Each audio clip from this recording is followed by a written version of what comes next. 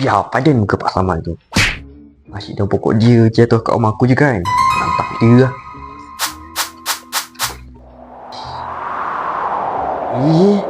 Kenapa daun ni patah balik kat aku ni?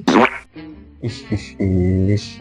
Amin pun tak setuju. Nampaknya apa yang kau buat tu. Alah, pakcik ni.